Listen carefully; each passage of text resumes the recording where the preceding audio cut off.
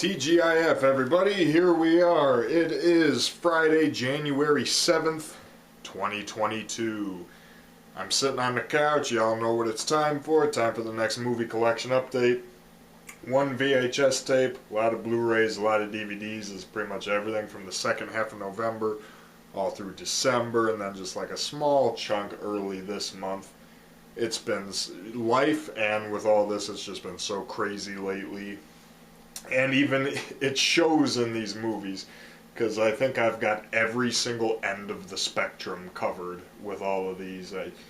I've got some amazing gems in here, and then I've got some that are worthy of being forgotten.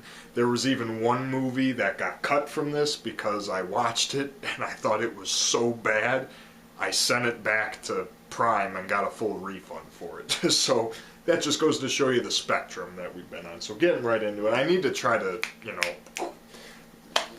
speed up my synopsis and, whatever about all these, because I always take forever on these movie collection videos. I gotta get the pace down, gotta up my speed. The one VHS tape we have, never heard of this movie before in my life. Evidently it used to belong to Diane. It's Getting Even. Only on VHS. Unknown 80s action movie. Always a recipe to get me to buy something, especially Joe Don Baker being in it. Always loved Joe Don Baker, and he's easily the best part of this movie. Typical stuff, direct to VHS, direct to video 80s stuff. A few moderate, decent action scenes, including one that's on horseback, some helicopter stunts. There's even kind of a gory scene in a science lab that's pretty cool. Don't go out of your way for it. I mean, if you're a fan of just the, obscure direct-to-video pearls like this, then I guess you'll like it. Nothing too special about it, but Joe Don Baker's a lot of fun, like he always is. Yeah, so, decent for the few bucks I paid for that movie I never heard of before. And then this was an HBO Max, I believe, exclusive. I do not have HBO Max. I'm not forking over all this money to get all these different streaming services. I've got Prime, I've got Netflix, I've got Discovery Plus, and I've got Paramount Plus. I'm not getting any more. So, but thankfully I found a Russian bootleg of this Blu-ray on there, so I finally did get to see it in time for Christmas. 8-bit Christmas. This one had me really curious. I'm like, hey, Neil Patrick Harris, Steve Zahn, I like all these people. I was worried it was going to fall into the nostalgia fodder trap. While this definitely straddles that line a little bit, it's essentially the 80s retelling of A Christmas Story. Just replace the Red Ryder BB gun with an NES, and you've got your movie. But Neil Patrick Harris as a narrator is a lot of fun. Steve Zahn, one of my favorite parts of the movie, as the dad. There's a couple things, like there's a vomit scene I could have done without, and some of the humor is played pretty safe. Sometimes they take these risks that you don't think it's going to, but it does, and it's cool, but the whole movie's made worthwhile in the ending, though. It has a really unexpected, emotional ending, and I think that works strongly in the movie's favor. I definitely, now that I bought this, it's probably going to get one, but I do think it deserves an actual home media release, not just on streaming, because I would totally recommend people buy it for the holidays, but I got this bootleg, so we'll see. Good movie, though. I like that one. Now, this one I saw in the theater right when I got back from Iceland, mid-October, and I know this one's been #1 on so many people's best of 2021 list. This has gotten nothing but praise. No Time to Die. If you've been following my DVD updates for a while, you know 2021, all throughout the year, I knocked out pretty much the whole James Bond series that I had never seen before, because I saw a small few when I was a kid, but that was it. And I really like the Daniel Craig ones. Casino Royale and Skyfall are both top 5 Bond movies for me. Those are masterpieces. Quantum of Solace is okay. Spectre, not so much. I'm gonna be the white elephant in the room here, guys, but this movie is terrible. As an action movie, it's terrible, and as a James Bond movie, it's terrible. It's 3 hours long. Does not need to be. In that 3 hours, there is nothing but downtime and slow time between all the action scenes, all of which are underwhelming. There is not a single memorable set piece in this. You cast a great actor like Rami Malek as your villain, and you give him nothing to do, no prime motivation. In a 3-hour movie, he has what feels like 15 minutes of screen time, and that's being nice.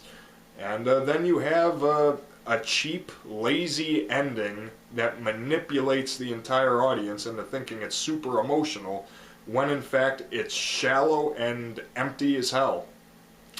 Yeah, easily one of the worst Bond movies, terrible action movie, because it's boring, and there's no memorable action. And yeah, I don't get why everybody is going crazy over this movie. Because it sucks. Sorry. Now, if you want a good action movie, this is one that, when I saw that this was getting a US Blu-ray release, I was so excited about it. This is a movie I saw over 10 years ago, and it's always been a staple with me and my dad. We love 70s car movies, 70s movies in general, but like the 70s car foo subgenre that was all over the place. I had a rip of this, but this never had its own DVD or standalone Blu-ray release in the US, and finally it gets one, Stingray. Now, this is not a well-known movie. It stars Christopher Mitchum, Les Lanham, and Sherry Jackson. It's, I can't say that this reinvents the wheel, but it doesn't really do anything fresh. It's your typical 70s car chase movie with a fun little gimmicky plot. The movie's more comedic than anything else, but it's just a lot of fun. You get the good practical 70s car chases and stunts with no CGI and fun characters. This movie's, I would say, is as much a comedy as it is an action movie. It does not take itself very seriously at all, especially like that scene right there. And the cool thing about this Blu-ray is that this is the never-before-surfaced director's cut. So there's a bit more blood, a bit more swearing, and it's slightly extended to what it normally is. Telemarketers are calling me. So that was cool, and then they've got like location tours where this was filmed in Edwardsville, Illinois. Unfortunately, that's the area that got hit pretty badly 2 months ago with the tornadoes. They even found the cassette recording of the movie's theme song, High Gear, and they got interviews. So 70s car crash movies, you know if you love them or not. And if you do, I strongly urge you to check out this. It got released by Dark Force Entertainment, so I don't know how limited edition it is. They did a really nice job on the slipcover. So yeah, I was so excited when I saw this got a US Blu-ray. Always been one of my favorites of both my dad and I. We would watch this one together a lot. Yeah. Love Stingray. AKA Abigail Wanted. Now, for those of you that follow these, God bless you. The two of you that follow these, I've got subgenres in my collection that I try to do every update. Currently, it's been for the past year or so, every update to try to get a Gary Busey movie and a Paul Walker movie. Well, the Gary Busey one for this is actually one that was given to me by a former co-worker of mine, Lost Highway. And I hate to say it, is just David Lynch, and it's just not my thing. It's too weird, it's too long, it's too artsy. This thing gets like a 7.9 on IMDb. Not my kind of movie. I did it for the Gary Busey factor, Richard Pryor, Robert Loggia, but not my kind of movie, guys. I'm sorry. I know my former coworker Brendan, who gave this to me, he knows I like weird, crazy movies, so he was really excited for me to jump on this. So yeah, I mean, it was something, but it's not my kind of movie. Sorry to say, but it has a 7 point something on IMDb, so let the math lead you there. This one, unfortunately, I have not watched yet. This was a Christmas gift. So I'm very sorry I was unable to watch this yet, but I will. I assure you I will. I've never heard of an actor. Michael Biehn is in it, but as far as the leads go, I've never really heard of anyone in this. It's called The Shadow Effect. yeah, sorry I haven't had a chance. Like I said, I've got so much here and so much has been happening. I just have not had the chance to dive into that yet. And this was a Christmas gift from my dad. Who, lucky he got this, because this went out of print really quick after it came out, and now this is going for like $100 on eBay. So kudos to my dad for snagging this when it came out and thinking of me for it. I had heard about this movie for the longest time. I had just never seen it. And Arrow Video, they put out this ultimate edition of Phantom of the Mall, Eric's Revenge. Comes with a booklet, a double-sided poster, as well as the 2-disc Blu-ray, which has 4 cuts of the film on it. I mean, this movie was already rare enough to find beforehand. Now there's 4 cuts of it, one of which is a secret menu item that you kind of have to find on your own. I've only watched the regular version. There's the TV version, there's a version that combines the TV and the regular version, and then there's the subterranean cut, which is the hidden menu one. I don't know what the hell that one is. And then Arrow, they've been doing all. They did Tremors in a set like this. You know, very great artwork, great packaging in this thick, you know, box. It's an entertaining movie. It's nothing best. It's not gonna change your outlook on 80s slashers. I don't see it topping anyone's lists. But if it does, good on you. It's got a great soundtrack. Pauly Shore is a lot of fun. I don't know if this was his first movie, but it's definitely one of his first. He's very young in there. You got Morgan Fairchild in a fun role, playing kind of the uppity mayor, and the Dos Equis guy plays the owner of the mall, which I didn't even know that until I looked it up. That's who it was. Again, if you're watching my channel, I'm just assuming you already have knowledge of a lot of these and you'll know if you want to see it or not. Gregory Scott Cummins from Action USA, one of my all-time favorites, is in this. So, yeah, I mean, Arrow, I do not recommend paying the price gouge $90, $100 for this on eBay that some people are asking for. I don't think the movie's worth that much, but Arrow put a wonderful presentation into this release, and yeah, God bless studios like Arrow Video and them who are still putting stuff like this out. So, yeah, Eric's Revenge, it's pretty solid, just, you know, nothing overtly, but maybe I just need to sit and watch the TV cut, the fan cut, or the subterranean cut to get it all. I got this one at Days of the Dead Chicago. I've heard about this movie for a long time, though I never knew any of the specifics. All I knew was that it was supposed to be a really, really, really weird kids movie. And the Severin Films table had a table at Days of the Dead.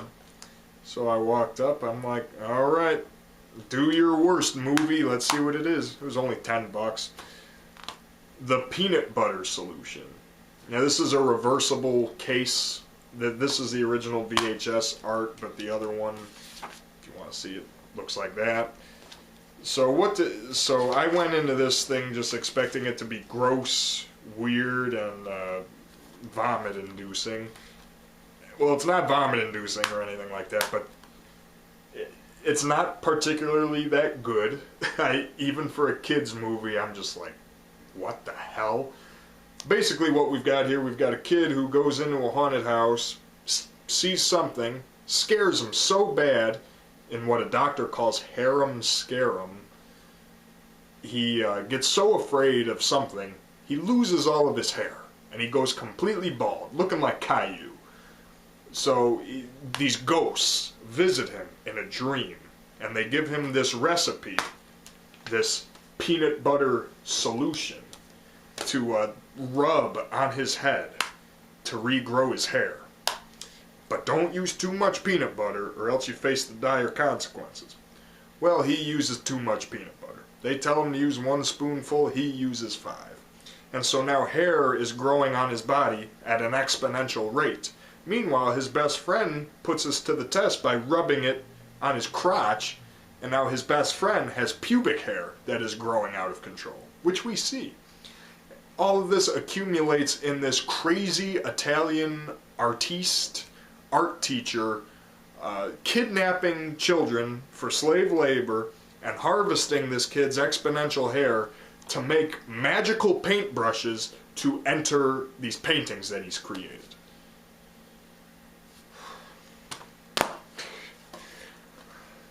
Celine Dion does all the music in it too. I think she was like 17 at the time. This was a Christmas gift from Jackson Levi. Double feature of 2 Jean-Claude Van Damme. Always gotta love some Van Damme movies. The Order and Nowhere to Run. Never seen either of these beforehand. Never really heard too much about either of them. The Order is a lot of fun. I really dug The Order. It's basically, if you've ever wondered, what would Indiana Jones be like if it was a Van Damme movie? It's The Order. And if you like that concept, you'll like The Order. It's very silly in some spots, but I thought it was a very fun, fine adventure movie. And Van Damme, he's fun in it. You know, he's still got the one-liners. Some of them are not that good at all, but he does. Brian Thompson, Ben Cross, they all do great in it. Very fun action-adventure thriller with The Order. And then Nowhere to Run surprised me, too, because I would say that's definitely the most dramatic, like, story-driven movie I've seen of Van Damme's yet. There's action in it, and the action scenes that do happen are pretty great. I mean, Ted Levine is your bad guy, so you know you're getting quality there.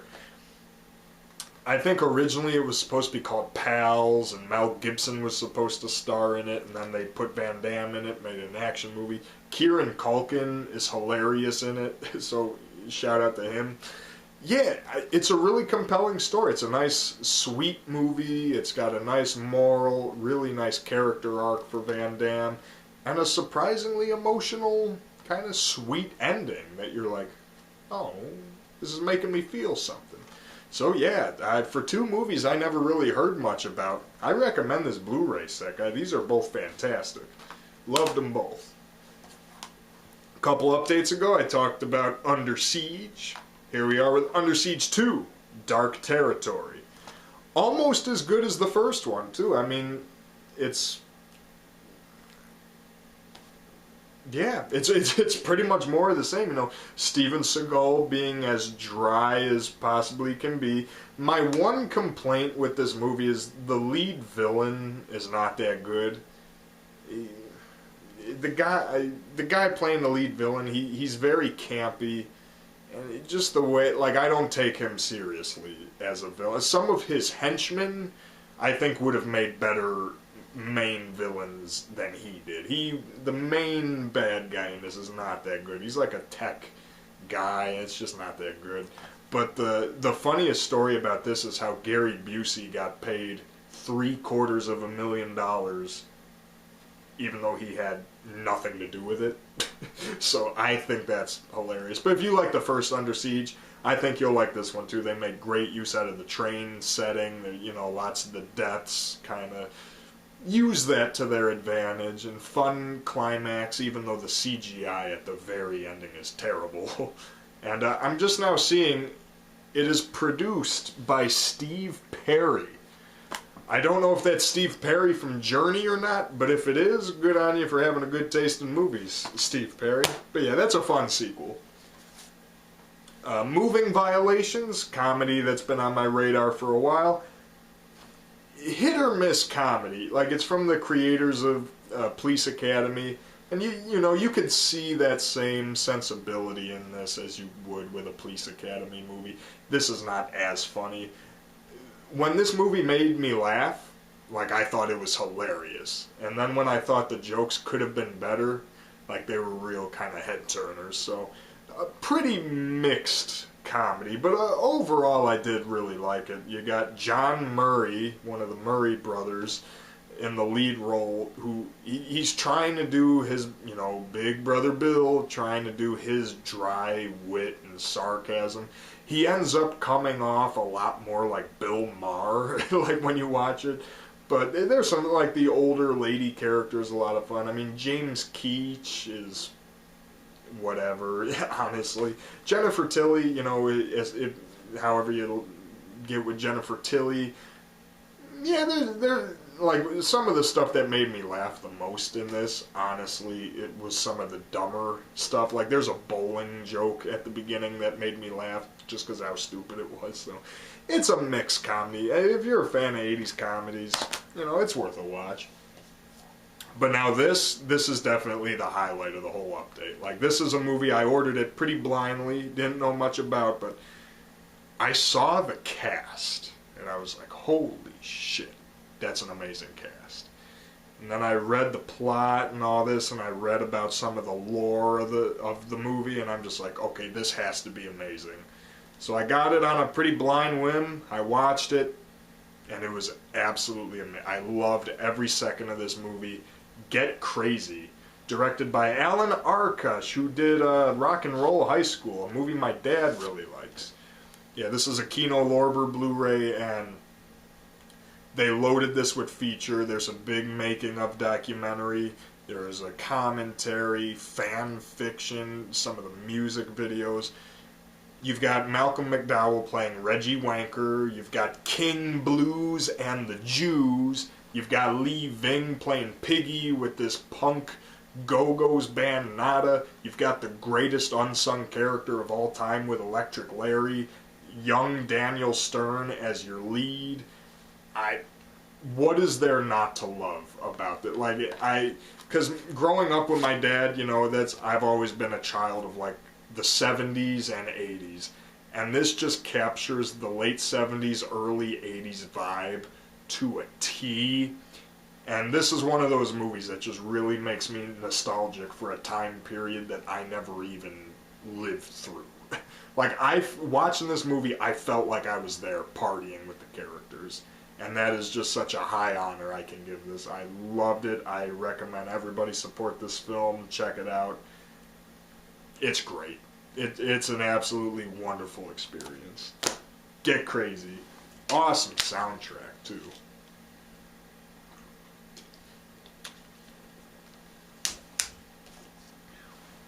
Alright, this is another one that's been on my radar for a while, because you guys know me by now. You know I love my stupid movies.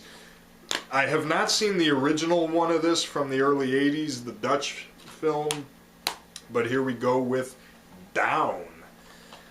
This is another one that's kind of a mixed bag. It's a big, essentially blockbuster version of Dick Maas's early 80s film. And this, you have Naomi Watts and James Marshall, Dan Hedaya, what's his name? Ron Perlman, Michael Ironside. So you have a very obscure cast of just like, oh, I know that guy, in a killer elevator movie called Down, aka The Shaft. Parts of for one, this movie is way too long. Like, you easily could have trimmed 25 minutes out of this thing. It never really gets boring, per se. It's just too long for a movie about a killer elevator. But it gets good. Like, it's got a really good climax, and some of the elevator death scenes themselves are really fun to watch. Like, the one involving the rollerbladers is so stupid, it's amazing. And there's another one later on in the film where the elevator is crowded with people, including kids, and that's a pretty crazy scene. And the whole movie, it doesn't really take itself too seriously. There's an aura of comedy to the whole thing, like the movie knows exactly what it is.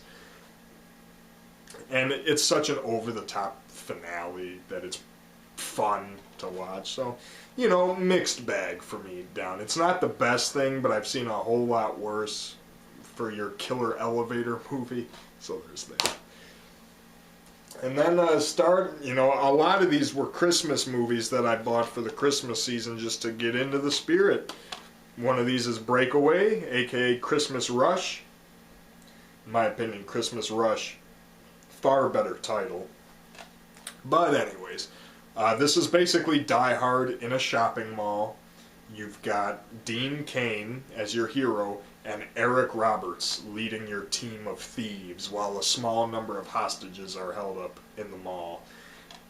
It's a TV movie, but guys, I'll be honest, it was pretty entertaining. They make awesome use out of the mall setting. There's good stunts and everything galore. There's a scene in a sports store which is absolutely amazing. This DVD was like $2. So if you're looking for something fun to watch around Christmas time, Die Hard in a shopping mall with Eric Roberts and Dean Cain. If you like the sound of that, then you'll probably find some enjoyment out of this. The ending is a little schmaltzy. It was like, but, you know, they were trying to go for a good emotional core with it, and that I could see. So yeah, Breakaway, pretty fun time. And just like with this one, this is a movie I've heard about for years. Finally got around to checking out The Ref. And I don't know why this is not a TV staple. Like, I've gotten to the point now, guys, I am so sick and tired of National Lampoon's Christmas Vacation and stuff like that. It's just like, they air the same 5 Christmas movies on rotation every single year. Yet, I don't know if I've ever seen this one pop up somewhere, which is a shame. Dennis Leary is absolutely hilarious in this. I mean, I like Dennis Leary as it is, so that helps. You know, Kevin Spacey, I know that probably doesn't age well, but you get to see Dennis Leary push him around a lot, so hey, there you go. And as soon as the family shows up and they do the whole St. Lucia thing with the candle wreaths, and I thought this was great. Criminally underrated Christmas movie. Why this does not air on TV around Christmas time is a crime. You know, that's all I can say. There's no special features or nothing. Definitely deserve it. It has its fans. It has its cult following. It deserves to be more, though. Like, it's way better than a lot of the overplayed stuff you get every single year around Christmas. This was a Christmas gift from my good friend Ryan. It is a Lionsgate 4-film collection of My Best Friend is a Vampire, Repossessed, Slaughter High, and Silent Night, Deadly Night 3. Better watch out. Before getting this, I had already seen Slaughter High. It's okay. It's not the best. As an 80s revenge slasher, you know, it is what it is. I still have not watched Silent Night, Deadly Night 3, but the main two, these make the set worth it. My Best Friend is a Vampire. Very silly 80s comedy. It's the kind of comedy that would only exist in the 80s, especially given kind of the undertones of subtext about homosexuality, I think would be the most delicate way to put it. But it's a fun movie with a stellar soundtrack. Awesome 80s new wave soundtrack. And it's funny, you've got David Warner as your villain, and your main guy who is the titular vampire is great. I had a lot of fun with My Best Friend is a Vampire. The title and poster look like they'd be a Goosebumps book, but the movie's a lot of fun, as is Repossessed. Big fan of Leslie Nielsen, and I gotta tell you, Repossessed was a phenomenal time. Like, it's just so rapid fire as a typical Leslie Nielsen parody is. Like, there's a scene in a gym that's hilarious, the whole music ending. I don't want to give too much away, but that's amazing as well. Leslie Nielsen, when he's there, you know, I love Leslie. You know, even in the bad movies like Dracula, Dead and Loving It, he still brought his A game to them. And there was never an instance where I did not like his performance. And Repossessed is definitely another example of a fun one. So, yeah, I would say this, for these two movies alone, this set is worth, you know, my Slaughter High's okay. Still have not seen Silent Night, Deadly Night 3. I'm waiting until I can see the other two before I do that, but that's a great set. Thank you, Ryan. And then this was a Secret Santa gift from Monica, so thank you, Monica. Folks, with Tom Selleck, directed by Ted Kotcheff of First Blood, Weekend at Bernie's fame. This is an obscure one I had never heard of. This is one I'm a little mixed on because at its core, this is a movie that has a really nice takeaway message, really nice moral. There are a few scenes that genuinely made me laugh, including one where Tom Selleck walks into the wrong house. It's pretty humorous. The thing that the movie, it was trying to do a good thing, and it was trying to have a good moral about people with Alzheimer's and dementia. That's what it, you know, that's what it boils down to. There's just so many... There's so many times in this movie where the humor comes courtesy of Donna Mesh's character's Alzheimer's and dementia. And it's just like, I don't think this should be a comedy. I feel like I should be watching like a really sad drama, and they tried to put comedy into it. And some of the comedy is fun, like Tom Selleck has his like sister and his little shit nephews. Like they're fun when they're on screen. And it seemed Tom Selleck without his mustache. I think that warrants something, but...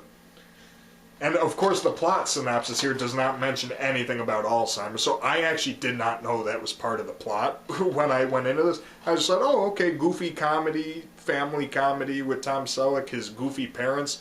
But as soon as the Alzheimer's dementia thing kind of unfolded, I was like, yeah, I don't know if this movie's working so hot. Another mixed, bag. Talking a lot, guys. Gotta keep drinking. I got a lot to say.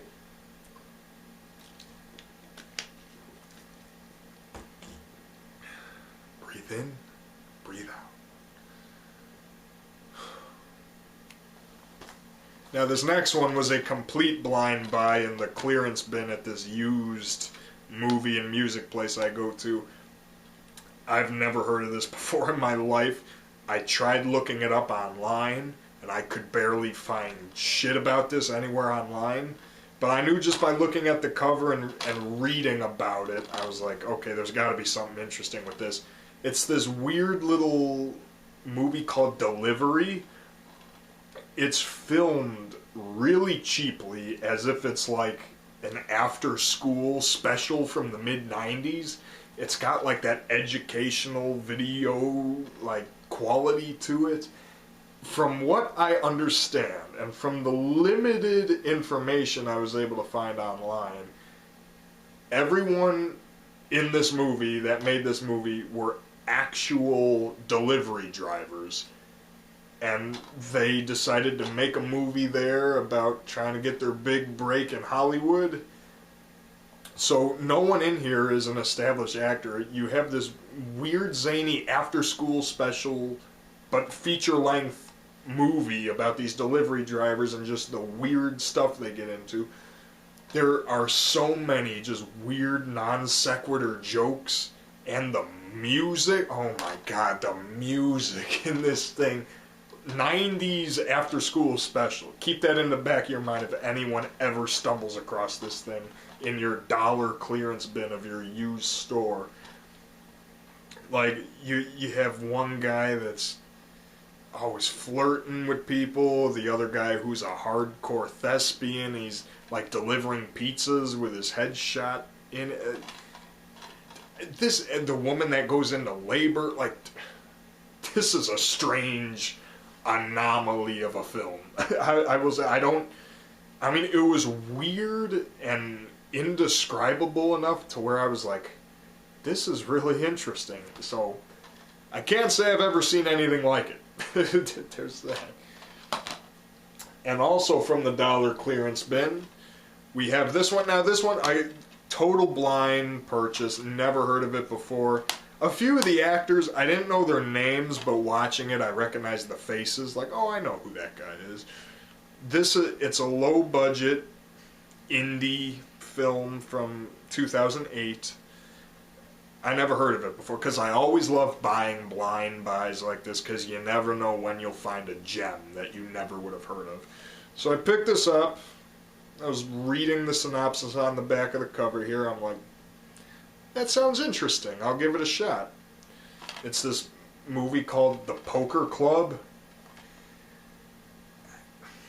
Intriguing enough premise, but the acting in this is really hammy, really cheesy by pretty much all parties involved.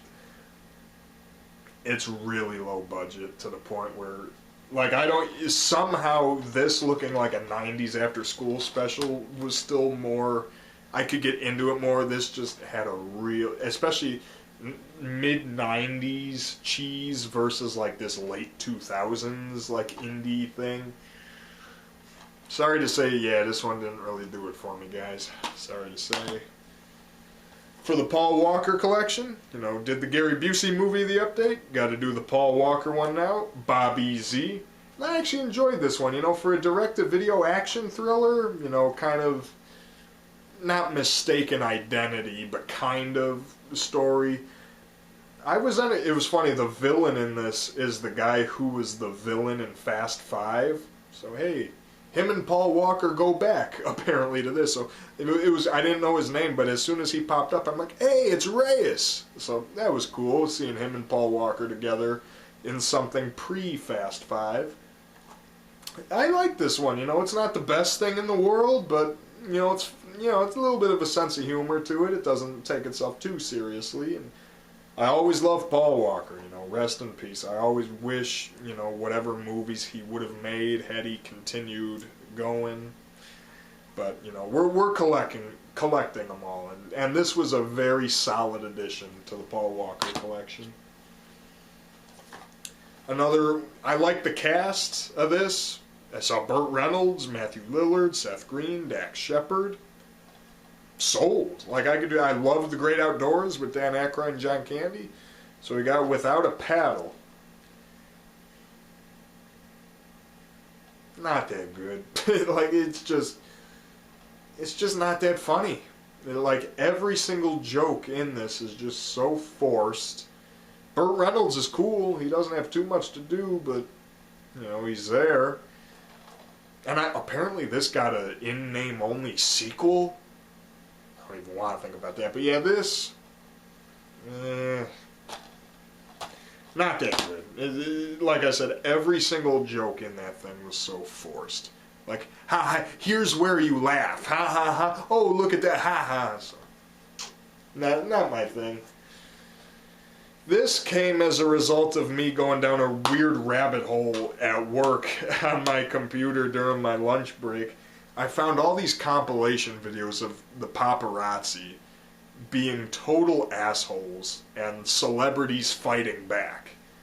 I was just like, man, you should be allowed to just beat the shit out of these motherfuckers for invading your privacy, being dicks, and ruining your life. Well, they made a movie about that called Paparazzi. And, you know what? It's schlocky, but it's actually not that bad. You know, coming from someone I was watching all those videos, I was like, oh, this is great, just seeing them. It's like, yeah, sticking it to the paparazzi. Tom Sizemore is great as your head sleazebag photographer. Mel Gibson produced it, which also leads to one of the funniest celebrity cameos I've seen, especially if you take into account when this movie came out. Yeah, it's not the best thriller revenge movie, but I was into it. Like, it entertained. I was like, it's interesting. You know, low-key, but, you know, fun one. Who is it, Daniel Baldwin? Yeah, Daniel Baldwin, he's alright in it, so, not that bad of a deal. Just like this one that I got to fulfill more of the John Candy movies I had. I've been wanting to see this one for a while, finally got around to Cool Runnings. It's a sports movie, Disney sports movie, so you know what you're getting into. It plays itself very safe. It's a very safe movie, but it's got the typical uplifting message you would expect from a Disney sports film like this. The Jamaican bobsledder team. It's loosely from the true story, but barely, as this pretty much does its own thing. John Candy's fun. It's good to see him in a more domineering, like, serious role, like when shit is not going his way. Like, he takes matters into his own hands pretty well in this.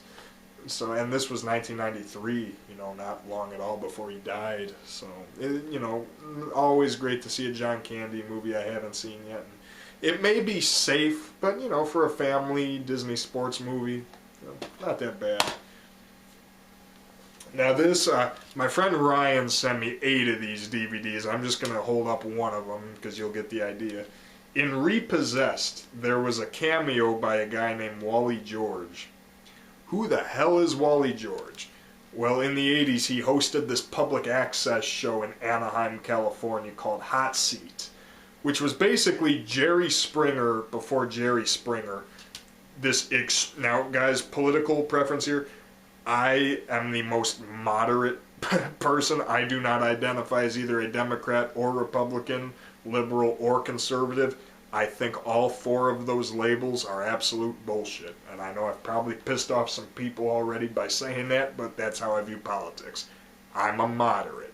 The reason I'm saying that is because this show is extremely right-wing, conservative tinted, to the point where it seems so satirical of itself. There's episodes where Wally, all he does is invite people on his show that disagree with him, and he just yells at them, while his audience, full of buffed out frat boys, are a bunch of smartasses. It's out of this world. I binge watched all 8 of these discs that Ryan sent me. Some of like, he had cult leaders on an episode. He had a witch, this reoccurring guy named Larry Rice, who was an absolute trip. This reoccurring guy, Rudy Krause, who was a trip. Guys, this is trash TV at its trashiest. And I enjoyed every second. It's not for everybody. Look up clips on YouTube and you can make up your own mind what you think about Wally George's Hot Seat. Thank you very much for that, Ryan. Big fan of the Trailer Park Boys, and this was one of the only specials that I had never seen yet. It takes place between their first movie, The Big Dirty.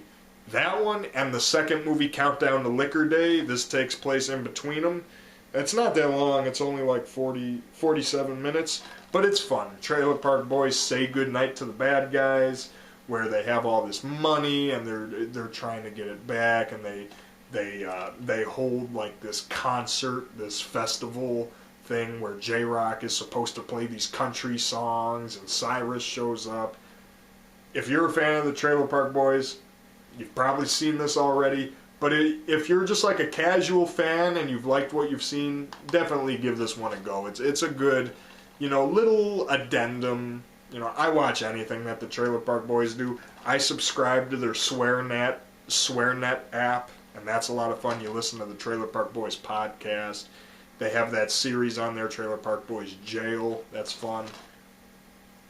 Say Goodnight to the Bad Guys, definitely a worthwhile addition to the Trailer Park Boys collection. Now, you guys are going to laugh your ass off at me for this. You're going to be pointing and laughing in the comments. When I was digging through that 99-cent bin where I found Poker Club. Is it Poker Club or Poker Game? Poker Club. Poker Club and Delivery came out of this. I get a lot of stuff from the dollar bin. I found this kid's Christmas movie in there. And I used to love this as a kid. I had this VHS when I was a little kid, and I would watch this all the time, every Christmas movie. Not only is it a Christmas movie, it's also an origin story of Elton John. Which, why not? So, I saw this, I picked it up for 99 cents, I'm like, aw, I used to love this as a kid. And for 99 cents, I bought it. Bob the Builder! Bob the Builder. Can we fix it? Bob the Builder. Yes, we can. I was like, you know what? Fuck it. It's 99 cents. Stroll down memory lane. The origin story of Elton John and how he wrote Crocodile Rock. It's fun. And you know what? I sat down, I watched this again, and I actually had some mild, I had some enjoyment. There's, again, all kids shows that I grew up with in the 90s and the early 2000s. Arthur, the classic era of Thomas and Friends, the older era of Cyber Chase, George Shrinks. These shows were for kids, but they still had wit to them, and they still had intelligent writing to where parents would not be pulling their hair out watching it. And that's exactly how I feel with this. Like, there's some funny stuff in here, like all the roadies that follow Elton John's band, and there's this one washed-up rock singer that's always hitting on the mayor. Yeah, it's little fun stuff like that that really get you thinking about movies like this and just how much I loved my childhood. Goes out to you, Bob the Builder. And lastly, The reason this is still in the plastic wrap is because this was actually gifted to me on Christmas twice by 2 different people. So on Christmas I wound up with 2 copies of this one, fitting enough, but I thank both parties who thought of me to get me this. I showed the first 2 seasons in the last update of It's Always Sunny. Well, we've got the It's Always Sunny Christmas special here. And in typical It's Sunny fashion, it's extremely crude, it's extremely dark humored, it's incredibly mean-spirited, and enjoyable. It's pretty much everything you would expect out of an It's Always Sunny Christmas special. There's a meme that I saw going around for a while of a naked Danny DeVito, like on the floor. Well, I learned watching this is where that comes from. So you get to see Danny DeVito's bare ass, because I know you're all clamoring for it. And, yeah, it's exactly what you would expect out of an It's Always Sunny Christmas special. So I look forward now to picking up more of the seasons. So I've got the first 2 seasons in this, so next update you can definitely plan on seeing more of the actual, seasons of the show from me with that. So fun one. It's Always Sunny Christmas special. And that be it for Friday, January 7th, 2022. Thank you all for watching. Leave your comments down below if you've seen any of the movies here, if you want to tell me how much of a dipshit I am for buying Bob the Builder, or if you want to tell me how wrong I am because of how right I am on No Time to Die. Feel free. Jokes aside, I sincerely love hearing from all you guys whenever you guys say like, oh man, I've watched you grow up, I've watched your channel for so long. Like, that's humbling stuff. And anybody who watches these, especially if you just sat through this entire thing, thank you very much for watching. Hope you enjoy what I had to say. I always hope I can turn you on to some potential new movies that you might like. And yeah, we'll see you in about 2 months or so for the spring DVD update. So, see you guys then. Take care. Thank you for watching.